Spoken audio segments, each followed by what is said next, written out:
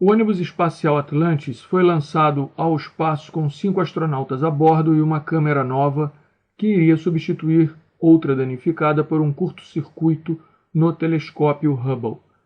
Depois de entrar em órbita a 560 km de altura, os astronautas se aproximaram do Hubble. 2 astronautas saíram da Atlantis e se dirigiram ao telescópio. Ao abrir a porta de acesso, um deles exclamou: "Esse telescópio tem a massa grande, mas o peso é pequeno." Considerando o texto e as leis de Kepler, pode-se afirmar que a frase dita pelo astronauta, estão aqui 5 opções, e, ao final de nossa discussão, será indicado o gabarito oficial para esta questão. Repetimos aqui, então, tanto a proposta da questão como as opções. Primeiramente, vamos discutir as leis de Kepler. Johannes Kepler viveu de 1571 a 1630. Ele fez 3 leis que terão a ver com a nossa discussão aqui desse problema. A primeira lei de Kepler é a lei das órbitas. Essa lei diz que os planetas, girando em torno do Sol, descrevem trajetórias elípticas, com o Sol estando em um dos focos. Então, estão aqui os 2 focos da elipse. Essa elipse aqui está mais distante do que seria uma circunferência do que a elipse que na realidade é descrita pelos planetas quando se movimentam em torno do Sol, mas isso aqui é só um exemplo para que a gente possa avaliar aqui e aprender sobre essas 3 leis. Então, a primeira lei diz que cada planeta girando em torno do Sol descreve trajetória elíptica, como essa que está ocorrendo aqui. Note que o Sol foi colocado num dos focos e aqui está um planeta qualquer. Podemos agora falar sobre a segunda lei de Kepler, ou lei das áreas. Essa lei diz que o raio que liga o centro do Sol ao centro de cada planeta, esse raio varre áreas iguais em tempos iguais. Desse modo, passando o tempo e o planeta em movimento, temos aqui a área A1. E agora, passando o tempo, o planeta em movimento, a área A2. A segunda lei de Kepler, ou lei das áreas, diz que A1 igual a A2 se o tempo gasto nessa trajetória for igual ao tempo gasto nessa trajetória.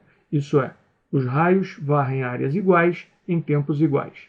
A terceira lei de Kepler diz que o quadrado do período da órbita de qualquer planeta dividido pelo cubo do raio da órbita desse mesmo planeta dará um valor k, que é sempre o mesmo para qualquer planeta. Isto é, se pegarmos o período de Marte, elevarmos ao quadrado e dividirmos pelo cubo do raio de sua órbita, isto é, pelo cubo da distância do centro de Marte ao centro do Sol, essa divisão dará um número k.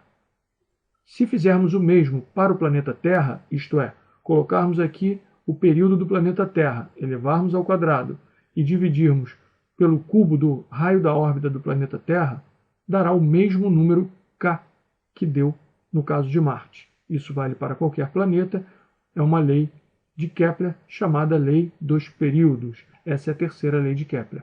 Discutidas as 3 leis de Kepler, vamos falar aqui agora sobre outro cientista, Isaac Newton, nascido em 1643 e falecido em 1727, que também fez suas leis, uma delas a lei de gravitação universal.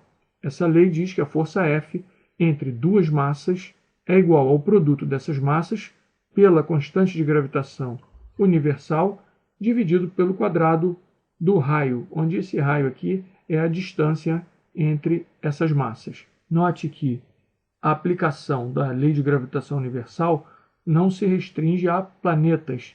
Ela vale para quaisquer massas no universo. Podemos agora escrever uma outra lei de Newton.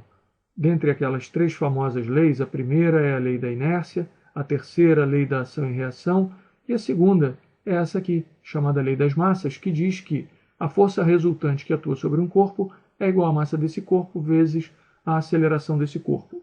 Como caso especial dessa lei, temos aqui P igual a mg. Quando a única força que atua sobre um corpo for o seu peso P, ele, então, será a força resultante e será igual a ma, onde o a é o g, a aceleração da gravidade. Podemos agora igualar essas forças, considerando que estamos falando de atração gravitacional entre corpos, e dizer que P é igual a F. Portanto, mg é igual a gzão, mzão, m sobre r ao quadrado.